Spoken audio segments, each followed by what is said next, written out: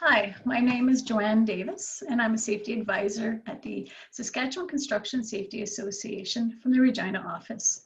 So today, first of all, welcome to a webinar Wednesday. I want to go through a couple of housekeeping items first.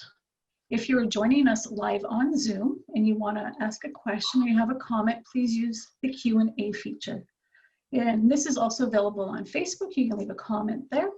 And later you'll be able to view it on YouTube as well. So before we get started, I would like to introduce our fellow panelists, and they'll say a little bit something about themselves. So we'll start with you, Rick. Okay, thanks, Joanne. My name is Rick Rieger. I'm the Senior Safety Advisor out of the Regina location. My name is Laura Lodge. I am a safety advisor as well out of the Regina location. And I've been working with SCSA for 6 years now.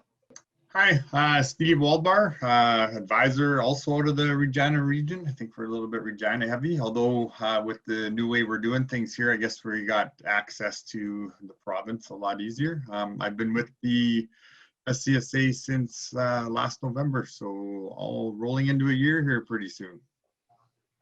Nice. Thank you for joining us today for the webinar. So today we are going to talk about roofing on sloped roofs. We're going to go over some of the hazards, and I will bring up a PowerPoint and go over a couple of things.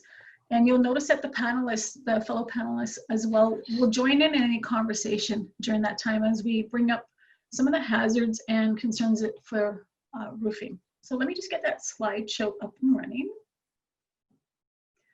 Okay, so sloped roof safety considerations. We're not really going to be talking about flat roofing today. We're going to stick to sloped roofing. So there are many roof accidents involve trips or falls from heights and can result in death and actually severe injury. There is many hazards to concentrate on when roofing. Working at heights usually comes to mind first and falling, but there are quite a few others. So let's get started. We're going to talk about access in egress. So having one or more safe means of access and egress to and from the roof is required not only for personnel, but equipment, tools, and materials. In an emergency conditions, having a separate access and egress route should be planned in case one or more are blocked for any reason. So you want to make sure that you have a safe access to that roof and egress as well. There is legislation for using portable ladders, which is most often used, I find, for accessing the roof. You do need to use a 4:1 ratio, so 1 unit horizontal for every 4 vertically. You want to have that ladder extending the platform by 1 meter. And when you look at the ladder, that's usually about 3 rungs. Every rung is about 1 foot, so just over 3 feet. You want to make sure it's secure against accidental movement. This is often results in a lot of accidents, not taking time to secure that ladder. There's many ways to do that. You want to make sure any overlapped sections, let's just say you're doing a taller roof, taller house, you want to make sure that there is 1 meter of overlap. 3 points of contact must be maintained on any ladder other than a step ladder. So here we're talking about the extension ladder, so 3 points of contact must be maintained. And it needs to be equipped with non-slipped feet. What are some other ways to access a roof, do you think? Joanne, even before you get into that question there, I just kind of wanted to add too that typically our webinars here are geared towards those within the construction industry, our members. But then a lot of times we have, and even we focused on this with some of our webinars this summer, is some of kind of the do-it-yourselfers or those that are doing side jobs or side work or their own home renovations. There's been a lot of that going on, especially during this summer with everything else going on. So if we take a look at that, a lot of times, even when we do our demos, our safety demonstrations, we're talking to the industry, but we're also saying when you go home at night, and if you're doing some work around your house or your yard or whatever, make sure you're keeping in mind what we're talking about here today. So I think the same thing applies here with this webinar today when we're looking at roofing on sloped roofs. I know personally a lot of people that do their own side work or their home renovations, whether it's just replacing some shingles, you know, when a windstorm picks up or happens, or whether they're doing their whole roof, you know, whether it's a shed, a garage, or their whole house. So when we talk about that or look at that, we have a lot of people then using their own equipment, so they don't have like the professional equipment or tools or ladders that a lot of these companies will have. And then you have people improvising or using equipment that's not what it should be or in the condition that it should be. And you know, that's one thing I think that we need to take into consideration too, especially when we're doing this webinar today and trying to talk to people. If you're at home doing your own work, that's one of the areas where you really don't want to be cutting any corners, is on equipment, especially ladders. Like trying to access or get off that roof is one of the most important things to keep in mind when doing any roofing work. So especially making sure you're doing the inspections of those ladders, making sure that they're secured, that you're following everything that you have, like on the PowerPoint here that you already talked about. And even to add to that, we have our ladder demonstration, you know, which goes over a lot of those key points when it comes to the ladders, and we can come to the companies and do those once we get back into doing that in person. And in the meantime, to be able to do that virtually and online and have that information for your company. So just a few things I just kind of wanted to just touch on right off the bat here when we're talking about ladders. There's so much that we're going to talk about here today, but even just that ladder, the ladder inspection, making sure you have the proper ladder, the proper height, that it's in good condition, and that you're following everything you need to when it comes to ladders.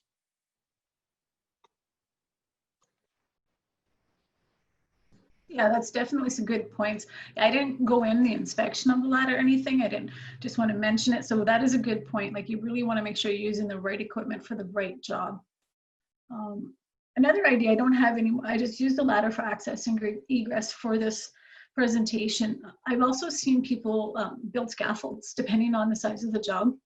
They will actually use, you can use scaffold as access as well. And again, you want to make sure that's inspected, trained, competent people putting that scaffold together as well. Okay, so the next is a slide titled "What Not to Do." So there's a couple pictures. Any comments on these? Well, that the first one, you know, as Rick alluded to in the previous video about do-it-yourselfers sort of thing, this seems like one of those situations where obviously doesn't have an extension ladder, quick job to get up there, and this is typically how that stuff is done, right? You've got one ladder in your house.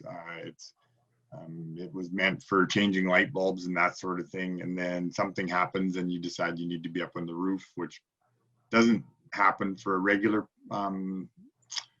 homeowner that often, and there you're left with this. So short fix is just to try a step ladder, which is just no good. You can see, you know, couple things I see is not just the ladder, but he's stepping onto the eave, which is not exactly the most secure part of the roof up there, right? So it's not just the ladder, it's the eave that he's stepping on. And then same thing in the second one. I don't see any harnesses or anything like that. And I don't want to get stuck on PPE, but so when I say harnesses, any sort of fall protection, you know, whether it be railing or other. Yeah, and I don't know if he's really thought much about actually coming back down again, or if anybody here. I know I personally have tried, you know, in my youth, you get up somewhere thinking, okay, I got up. Getting down is a whole lot harder when you have to dangle your legs off the edge trying to search for the landing, right? So thinking about both how you're going to get up there and how you're going to get down. Yeah, those are great points. Yeah, we want to make sure we're using it right. And even the second picture, it looks like it has the right 4:1 ratio from what we can see. However, you know, not really giving yourself a lot of leeway when getting on and off. That's, with me for ladders, the part I dislike the most is actually getting on and off the roof. So I want that ladder secure. I want to make sure it's not going to move, because that slips, then you fall. You really got nothing to hang on to. So having that meter above is really important as well. Okay, and next we're going to talk about a bit of fall protection. Steve did mention it, so we have fall protection. Here I just have the most common one I find used on sloped roofs is going to be your rope grab with your full body harness fall arrest system. It comes with your anchor point, and you can actually buy them in a kit just like this. They all come together. The thing is, with this, you want to make sure that if this kit here shows an anchor that is adjustable for different slopes. Some come with a standard 412, so you do want to be careful to make sure you do have the right anchor. And there is legislation that if a worker, employer or contractor shall ensure a worker uses fall protection system at a temporary or permanent work area.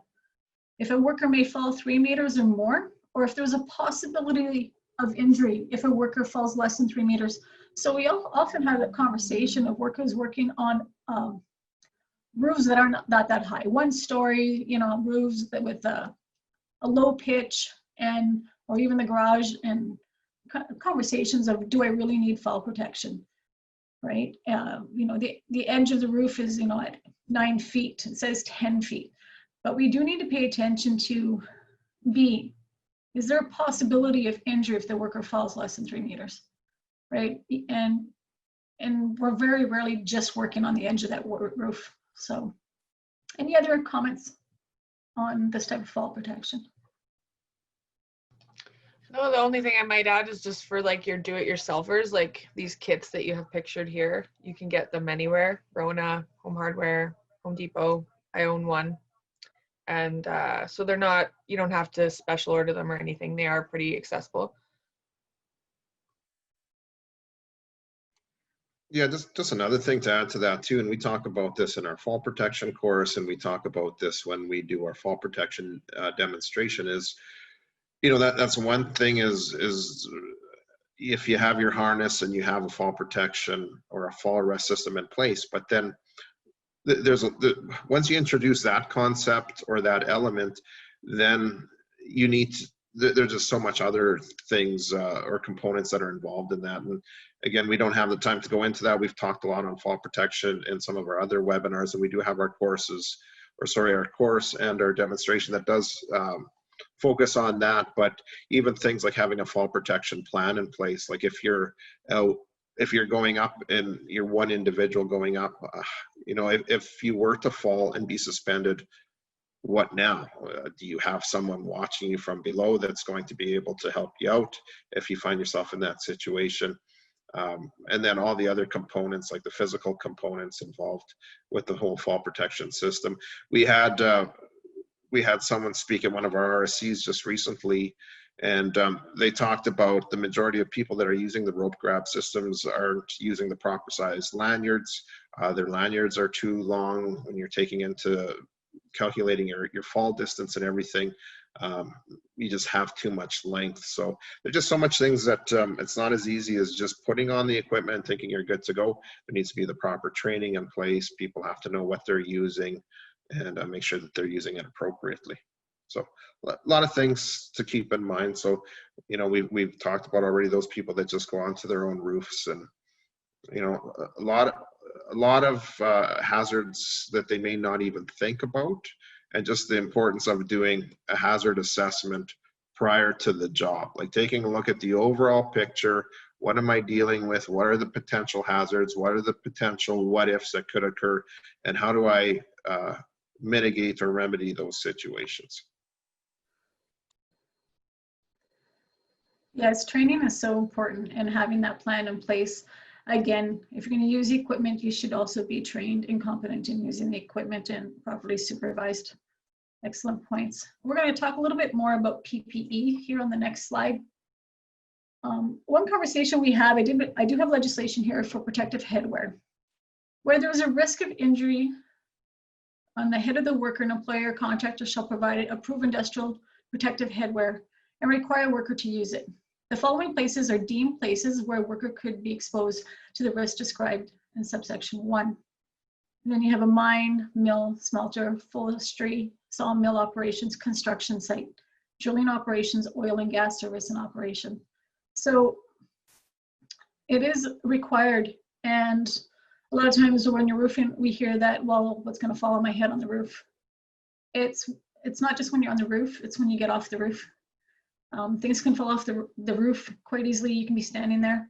As well, legislation does define construction, and it does mean the erection, alteration, renovation, repair, dismantling, demolition, structural maintenance, painting of a structure. So just to give you an idea that roofing is part of that definition. So I have had a little resistance sometimes talking with some people about wearing the proper PPE on the roof. Another one is protective footwear. You can get specialized footwear to protect your feet from stepping on nails. It is required as well for construction sites, but you can get different ones. So if you're worried about wrecking the new roof on a hot day, but you do need protective footwear.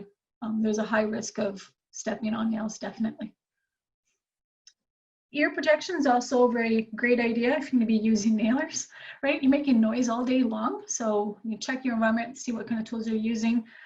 Safety glasses, if you're using air nailers, it is a recommendation met from the manufacturer. Gloves, they're so important. You can get different kind of gloves. You can use ones that are a little bit resistant to cuts, because you are using utility knives, often roofing knives.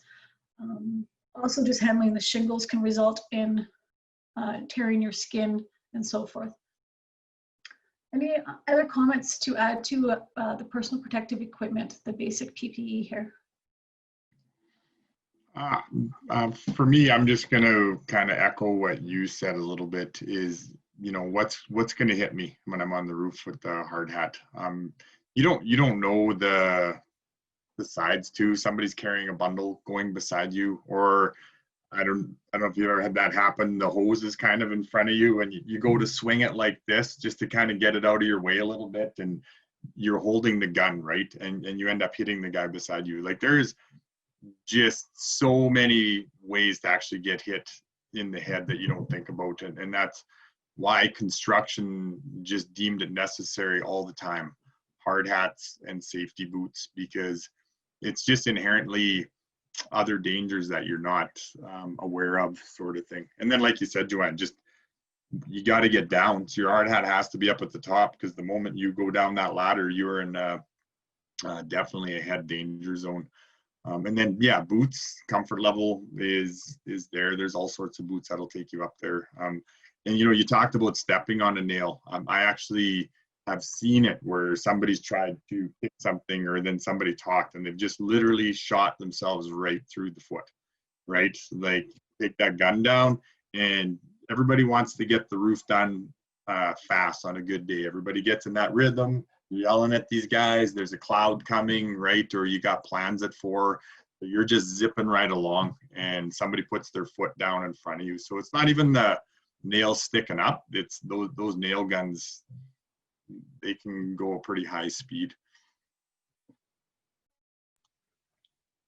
Yeah, and I just wanted to reinforce too, you already talked about it, Joanne, is the importance of gloves, but man, what a difference it makes when you're wearing the appropriate glove. If it's, especially if it offers that level of protection for cut resistance when dealing with the shingles themselves, or nails, or the knives. You can shingle all day, and if you have the proper gloves on, at the end of the day, your hands are in great shape compared to if you're not using gloves. They're just totally trashed by the end of one day shingling. So really find the right size gloves, wear the gloves, and even other things like knee pads too, kind of dependent on how you shingle and how you roof. Some guys like to use knee pads, protective pants and long sleeve shirts and those sorts of things too. So yeah, very important to have the proper gear that you're wearing when you're doing this type of work. And not to mention too, just the physical toll that it takes on a person. Shingling isn't easy. Roofing isn't easy. It's really physically demanding. So, you know, just making sure that you're keeping in mind the toll that it takes on a body and pacing yourself that way and making sure that that you're not overdoing it or overexerting yourself. You're in some awkward positions, you know, sometimes, you know, throughout the course of the day for long periods of time, and really sore on the back and the hands, the legs, your whole body. Yes, for sure. Actually, we just did one section of our roof this weekend, and yeah, you forget some of the muscles that you had, and it was fairly hot. That brings us into working in the heat. We had it took 2 days for the section we did, and it was hot. And I don't know, I must have drank at least 24 ounces of water. Like, I kept going down, taking breaks, going in the house, air conditioning, cooling off, grabbing water. And it's essential because working in the heat, especially roofing, you get a nice day, like Steve said, you're gonna, as soon as the sun's up and you can start, you're doing it until sundown. If you want to get that job done, some crews just go. It's very physically demanding. On top of the heat, you can end up with cramping, dehydration, heat stroke, heat stress. There's so many things. You want to make sure you stay hydrated. Like I said, once dehydration is symptomatic, it's often you're already dehydrated, right? Once you have any signs that you're thirsty, you know, you're already dehydrated. You're going to have to drink the water and drink continually, small amounts, right? That's important. You want to take rest. You need to bring your internal temperature down. I knew when I was overheating, and I'm like, me and my husband were doing it. I said, I need to take a break. I am overheating. I need to go rest. And you need to do that for yourself, because I'm not going to be much help if I end up getting heat stress or worse. It can result in that. So it's important to take care of yourself. Go in the shade. There was no shade, so in the house I was. You want to go in the shade periodically. 15 minutes will actually help drop your internal temperature. And you want to repeat the cycle. You know, go to work for a while, take a break. Breaks are so important. Any other comments on working in the heat? Yeah, I think the breaks thing is really important and kind of sometimes gets overlooked in jobs where, you know, they're fair weather jobs. We have to get it done when the weather's nice. But yeah, so taking breaks for the guys, if there is no shade, like even having one of those pop-up tents where you keep the water even so that it stays cool, and you know, your workers have somewhere to go to cool off, even if it is for 5 minutes at a time, because like you said, once you get to that point where you're overheating, you keep staying outside in the heat and keep working, you're really high risk for heat stroke and heat stress, and then yeah, you're even higher risk for, you know, passing out or worse, right? So it's better to take those small incremental breaks and bring your body temperature down if it is really hot out. Yeah, and just one other thing to add to that too, that with the hydration being so important, also keeping in mind your electrolytes. We talked about this on a previous webinar. So if you're just drinking water throughout the course of the day and you keep sweating like crazy, you're losing all those electrolytes, and you end up then cramping up a lot at night. So just making sure that you're replacing some of those salts and sugars, and eating throughout the course of the day properly too, making sure that you eat properly, or you're taking some sort of supplemental, you know, whether it be like a Gatorade or Powerade or something like that, just to kind of help you out for later on. So making sure, along with all the water that you're drinking, making sure that you're having some of those electrolytes as well. Yes, for sure. Another thing we didn't quite mention yet is you see here in this picture, he's wearing a long sleeve shirt. Just wear a light cotton long sleeve shirt. I mean, the burns you can get. More than 20 years ago when I was roofing after a storm, I remember, I guess back then we didn't have harnesses. So there was no harness. There wasn't any at that point in time when I was doing it. And I was just wearing a baseball cap. I was burnt. My ears were, I guess, blistered from sunburn. And, you know, protecting yourself from the sun right? And if you're, yes, put sunscreen on, but if you're sweating that much, you know, you're gonna have to do more. You're gonna have to think about wearing that long sleeve, because it, you know, if you're sweating lots, it doesn't always last. You can wear the water resistant, waterproof too. That will help a little bit, but let's not forget, protect yourself from the sun or skin as well. Right. And most people, or most sunscreen, it said reapply if you're sweating or swimming or anything like that every like 30 minutes, which is really probably not practical on a job site. And yeah, like in my experience too, like a long sleeve and long pants, even though it's like hard to deal with in the heat, it's a lot easier than reapplying sunscreen every 30 minutes, which is probably not going to happen. Or getting sunburned because your skin's been exposed all day and you're on top of a roof and there's no shade. Yeah, just one other thing to mention here too, even with that top picture, you're looking at what looks to be a hot day with possibly some clouds starting to build up. So, you know, we're most likely past our hottest part of the year here. We may still have some hot weather coming up, but when working in the extreme heat with the possibility of storms coming up and things like that, then you have people rushing. And so, you know, things like taking breaks might kind of take a backseat to making sure you're able to close up, especially if you're re-roofing, you ripped off shingles, and then you want to make sure that you have it closed up before the rain comes or before a storm comes up or whatever. So once you start adding that extra element, you know, people are rushing, and people then aren't maybe necessarily taking the precautions that they need to. Like I said, not taking the breaks. Once you start rushing, you're more inclined then to get careless and make mistakes. And being on the roof isn't any place where you can have that ability to make mistakes, and it might not be putting yourself in a very good situation. So just something to keep in mind, making sure you're taking a look at what the weather is that's coming up, making sure you're looking at the weather apps and all that sort of stuff, and trying to be a little bit ahead of the game when it comes to what might be coming up as far as weather goes. Yes, definitely. We have a couple more slides on weather. We talked about working in the heat, but like Rick said, we live in Saskatchewan. The weather changes quite fast. So all of a sudden the wind can be picking up and you can be having a rain. So when it comes to wind, you're handling materials. Yeah, they go flying. They can grab you. They can push you. If your ladder is not secure, your access is gone. Don't forget that if you are like resheathing some parts, so now it's hard to hang on to that material.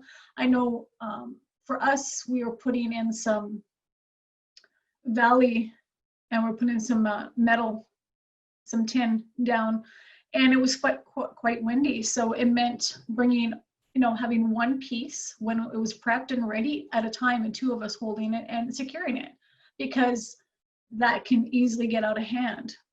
Because the wind was quite windy on that day. So you have to take extra consideration for where's your material placed. The shingles don't necessarily going to blow bundles of shingles, but you have your debris, you have your wrappings, you have maybe a box that's now empty that had nails. You have quite a few things that can fly into the street and you have traffic, right? So you got to consider the public as well. And rain, like, yeah, you're gonna rush, you're gonna wanna make sure that that is covered. At least you have your synthetic underlay on that is protected. And if it does start raining and you have that, it's gonna make that very slippery, right? So you wanna make sure that things are kind of buttoned up, and do your job planning, that in case suddenly the weather changes, you have things in place and planned out. Yeah, I was just gonna say, I think most of this really comes down to job planning. The weather apps are pretty handy now, so they'll tell you when approximately winds or rains are supposed to start, so that if you're, you know, trying to beat the weather, you can at least plan for it, you know, so many hours in advance, and these things aren't coming up behind you, and suddenly you're up on a roof trying to sheet it, and there's 70-kilometer-hour wind gusts, right? Like, it's not gonna go well. And then just a little bit of pre-planning. Like you mentioned, we live in Saskatchewan. I've definitely had days this year where it starts dead calm, and then somehow the wind picks up and the clouds roll in, and it's a storm of the century, it feels like, for about 3 minutes, and then it's dead calm again. And you looked at your weather app and you go, what? Right? So just those unforeseen events, definitely be prepared, right? Like do your stuff in stages where you don't let your garbage pile get too big. Your ladder should always be secure anyways, just as part of your ladder procedures, so it never blows over. So just taking precautions, even when the weather app's telling you that things are great for the rest of the day. You got to do cleanup anyways, so why not stay on top of it a little bit and keep that stuff that could blow away, or don't open all 15 bundles of shingles, right? Open them as you need them, that sort of stuff. Just if you plan stuff for like that, those unforeseen weather, especially wind. Like wind for me is that thing that I always found the most dangerous on a job site, because when it comes up and things are loose, it's a danger to you, your coworkers, the public. Yeah. Yeah, that's a very good point. So the next slide here, yeah, winter is coming at some point. It's around the corner. Although we may not necessarily get the snow that this first picture shows, that's quite a bit of snow, but you might have some snow removal from roofs, right? Sometimes you find a lot of these roofing companies do offer that service in the wintertime. So if we did get a big downpour, it would be beneficial to actually get that snow off your roof, get that load, that weight off your roof. The first picture here, they're on the roof and they're just shoveling away. The second picture, you can see that they are wearing appropriate fall protection. So if you're going to be up there, fall protection is still required. Even if you got a permanent anchor on your roof is so important. Have a location where you can find it, and that way when you can go up there, it's going to be important. If not, you're going to have to install a temporary one to do it safely. What do you think the hazards of working on this roof like this are in the wintertime without protection? Well, it's obviously really easy to fall. The wet surfaces, they're in like some winterized rubber boots on the left-hand side there. I mean, you can get covers for your boots to have grips on ice and stuff, but again, you're walking on ice particles. As you walk, it starts to melt, turns to water. There could actually be a layer of water underneath the ice if there's any sort of like ice damming. So really it's like walking conditions are pretty bad when there's snow and ice on the roof. So falling's even more likely. Yes, for sure. The next slide here, we have a couple different options. Sometimes you have to go on the roof, but you can also use these snow rakes, they call them. Sorry, I was lost for words. Snow rakes to use. So to access a lot of the snow without actually going up. So this is another tool I mentioned, get extension. Obviously, they sort of work good for a bungalow, right? So I personally haven't seen them. We haven't had that much snow in Saskatchewan, but they are available. It's another tool. Yeah, especially considering the slope like of this roof here compared to the one in the last picture. Like the last one was, I don't know. I'm not super familiar with pitches, but it was obviously a lot less steep. Going on a roof like this would be very risky in the winter. Yeah, and I think even like when we're talking again about people doing their own home maintenance or what, Laura, you mentioned the ice damming. So you have a lot more of that happening as temperatures warm up then, like as it's getting near the spring, or, whether it's even February or what. So you have snow melting and then freezing again and melting and freezing again. So you have a lot of homeowners just doing their own snow removal too. And that's where those snow rakes can come in handy, especially if you have a smaller house or like a bungalow or what, and you're able to do it that way. So a lot better, a lot more safe if you can be working on the ground rather than going up to the roof, especially for homeowners that aren't properly equipped to be going up or don't have that training or experience. Okay, so that's enough about the cold weather for now. Let's talk about, we mentioned it a little bit, housekeeping. This is just one picture. You can see the potential, the trap hazards. We're not going to discuss the PPE here. We are well aware there should be more PPE involved. I also want to mention, you can see the skylights here. I also want to mention it's not too hard to be working and just doing your job and back right into one. And if you step on it, they may not necessarily be able to handle that weight. So you do need to be aware of your surroundings. So anything you guys want to mention on housekeeping? What are some good ways to dispose of the debris the best way? What you do see a lot for, especially a house this big, is just to have those bins below in your common main work areas. So you have that opportunity to dismantle an area, and that's not to be said like it's not efficient to just pull off one shingle, go to the edge, throw it in. We're not saying you got to keep it that clean, but you know what, even what these guys are doing isn't necessarily a terrible thing. Is they're kind of working. They're piling towards the center, and then you're going to clean that area up, and then you're going to move your way towards the next center. And then, you know, like you said, Joanne, just, you know, it's not even just a matter of stepping on those skylights, even just damage caused by throwing your shingles, or the pile gets too big and then it slides on over there and almost buries them to the point where you don't see them as well, right? So these are all definitely areas where, you know, you let your piles get too big, the wind comes up, or it hides another hazard beyond the actual housekeeping. So yeah, I would think that like this here, I mean, even if you don't have a bin on the ground, have a pre-assigned designated spot on the ground where you're just throwing stuff, because once it's on the ground, you can let that pile get a little bigger. It's flat. It's I'm assuming that you're going to have it ribboned off, and then that hazard is not in front of you. It's a hazard that you can actually deal with later. You know, the wind can get a little stronger when it's on the ground. You're not prone to slip over it. So those are what I would suggest.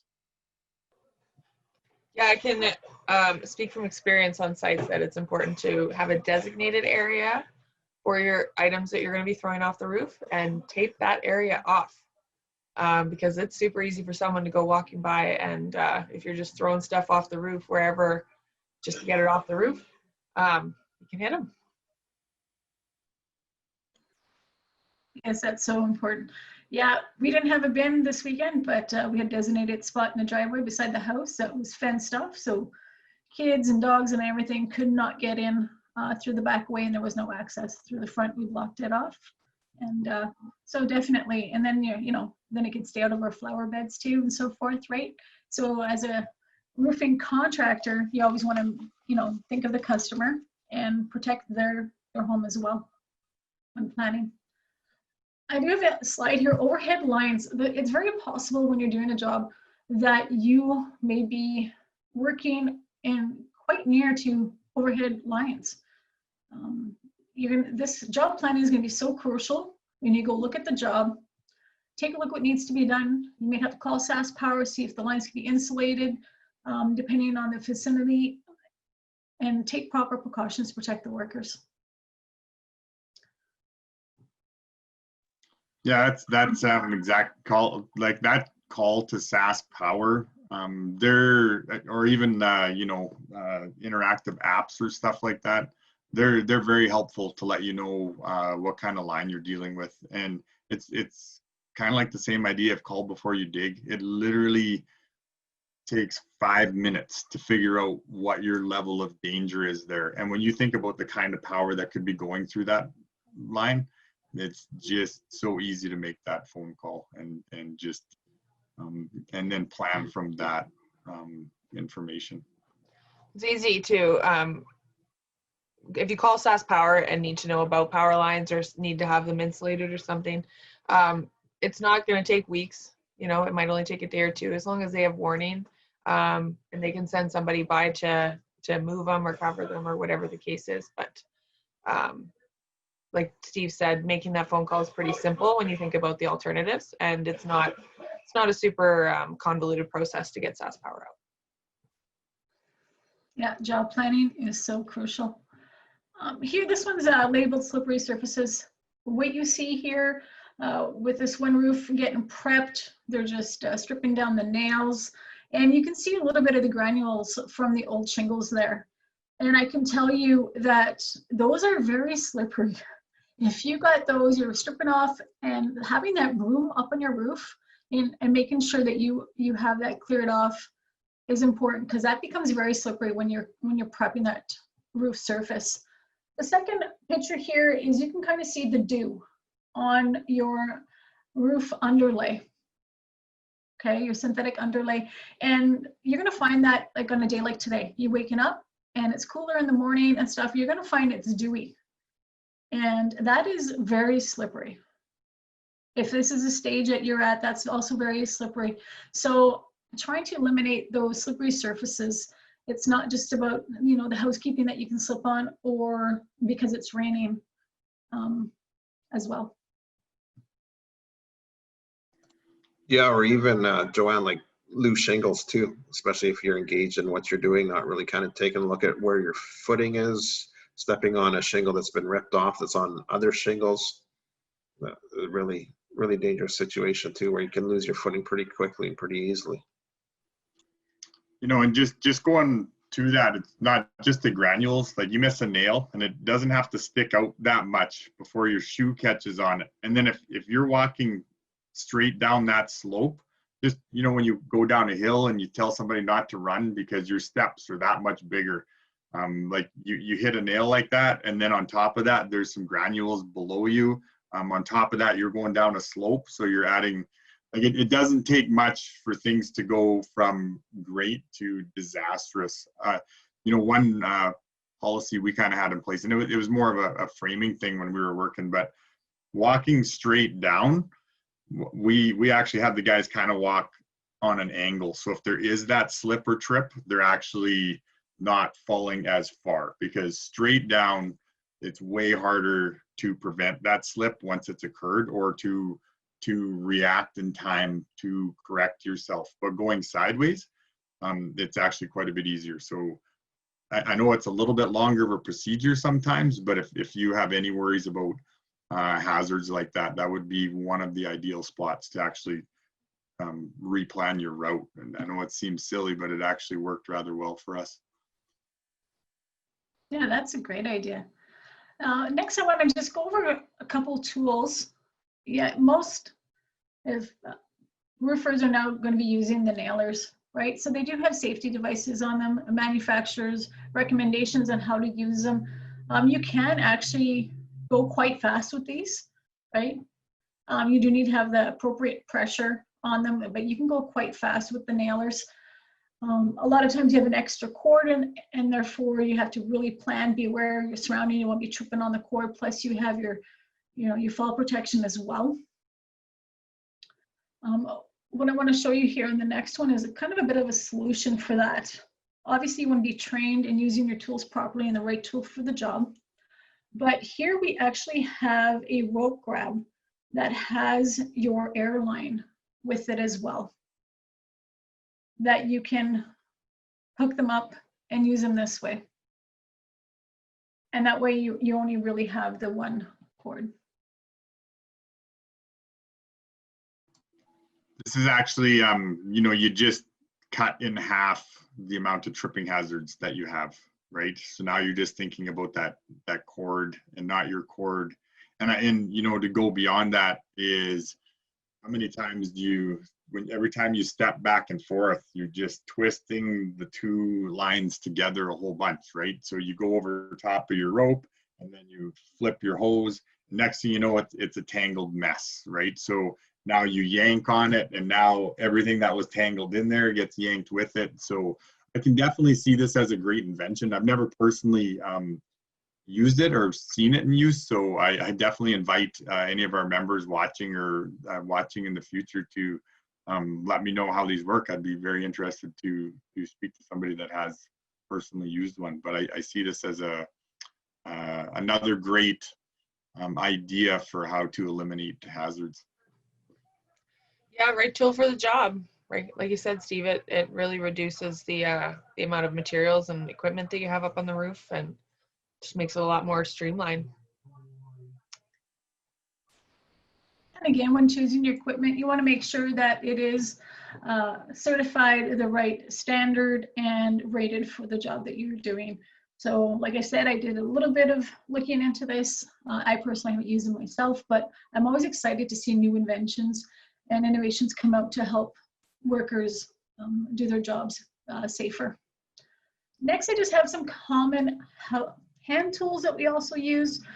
A lot of times if you have any tin at all on the roof, whether it be your eaves or there's a variety of things, you're going to be using the snips roofing knife as well to help cut the shingles.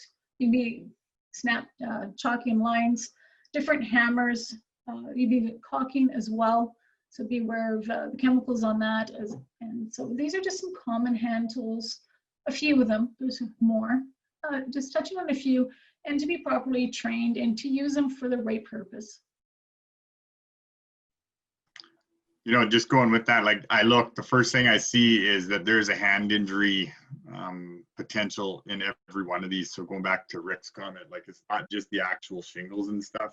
If every one of you let a tape measure go too fast and it slices you, or I mean, whether it's the SDS sheet with the caulking or the knife, you know, you're going to be cutting and handling material at that point, or chalk. Like I've gone through plenty of chalk in my day, and it dries your hands out as fast as concrete or that cement sometimes, right? It just sucks that moisture right out. So gloves are what I see as the main thing. So knowing your tools, even hand tools, they're not power tools, but there are definite dangers to them. So yeah, and I was gonna say roofing, the second most common injury for roofers is hand injuries. So yeah, that tells you right there, like that's what most people are getting hurt doing, is probably not having gloves, overexertion, contact with objects, things like that. Yeah, and these were just some of the hand tools. There's going to be some power tools as well. You can have your drills, you can have your saw if you're cutting in new vent holes. There's going to be a few different tools as well that you could be using on the job. The next thing I want to go into is your surface prep and removal of all the shingles and repetitive motion injury. Roof work involves activities that can cause strain, such as standing for long periods of time, kneeling, lifting, using tools, climbing ladders, and stripping down that roof, removing that old roof is a lot of physical exertion, right? And especially in the heat, you want to get it done, you go. It's just taking that extra time to protect yourself. Housekeeping is going to be a major issue during this as well, keeping that area clean up as you go. It's just like Rick said earlier, it is very physical.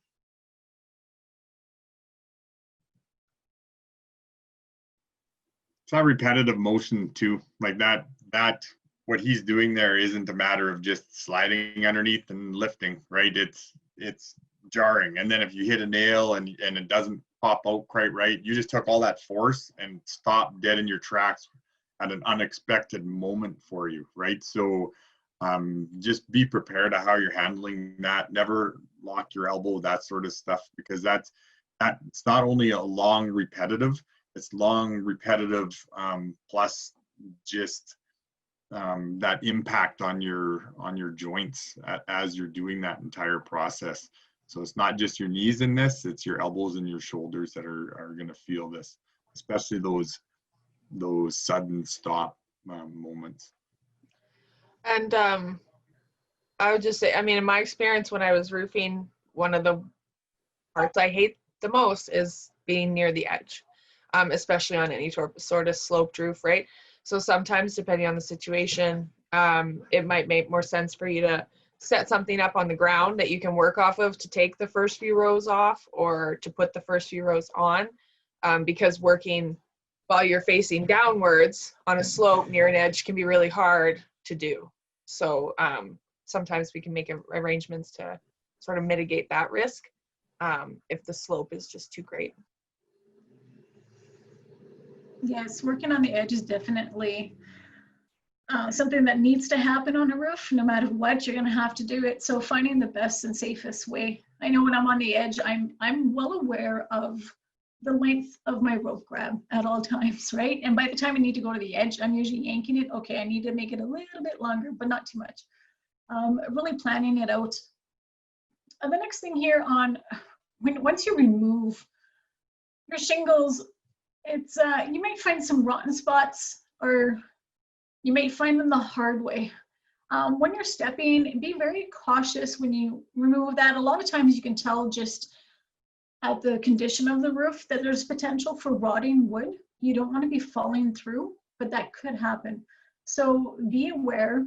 And oftentimes you see, like in the second picture, oftentimes you're going to find that you're going to be cutting out some sheeting that needs to be replaced, and some people just replace it all depending on the condition.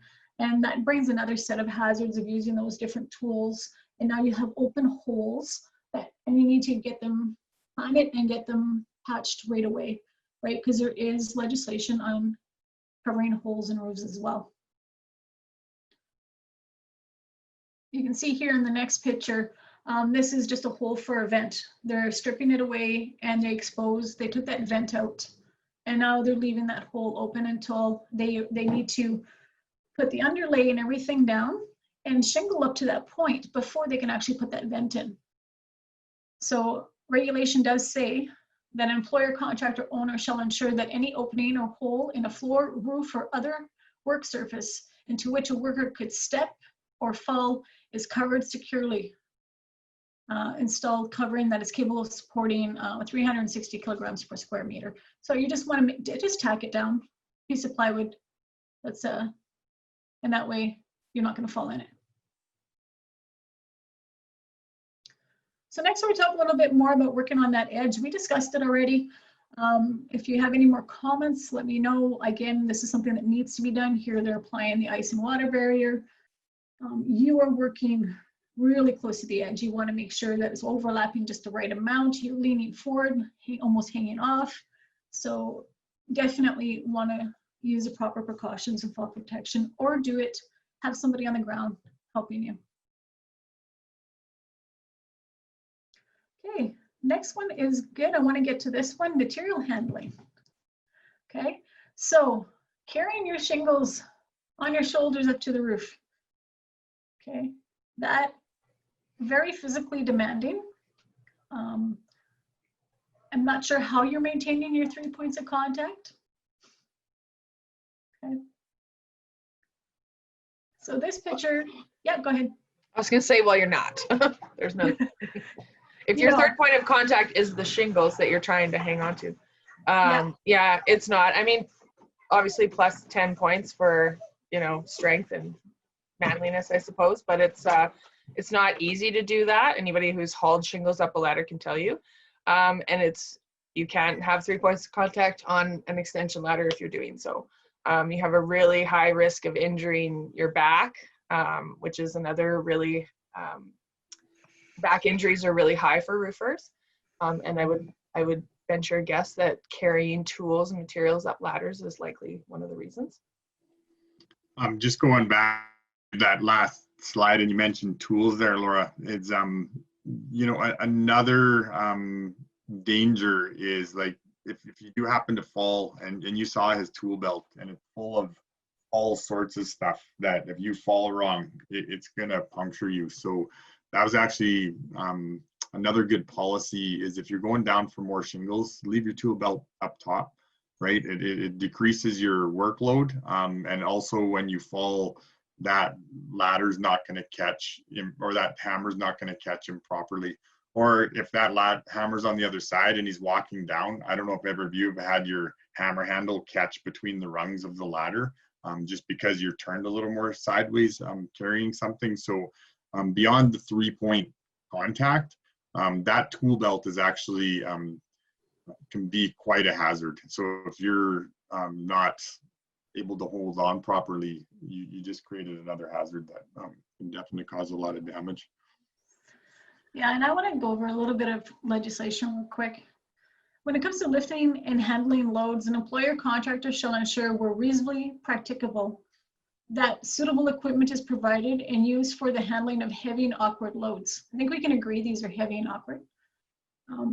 Where there is use of equipment is not reasonably practicable, an employer or contractor shall take practical means to adapt heavier awkward loads to facilitate lifting, holding, and transporting by workers, or to otherwise minimize manual handling required. So with that said, we do have shingle lift ladders. You can use, it does require 2 people, and it can, this one, the one I researched that you can get in Regina, it may not look exactly like this, but you can get it in Regina, can hold up to 200 pounds. So you can only carry 2 bundles, or maximum 2 bundles. So it's a little slower, it requires 2 people. So 1 at the top and 1 at the bottom, but there are different ways. And the next one here is, yeah, get it delivered. There is a company in Regina that has a $90 job site charge plus $2 per unit and additional charges for mileage out of town. So if you think about the labor and the time and your workers, it is well worth the cost to get that delivered straight to the roof.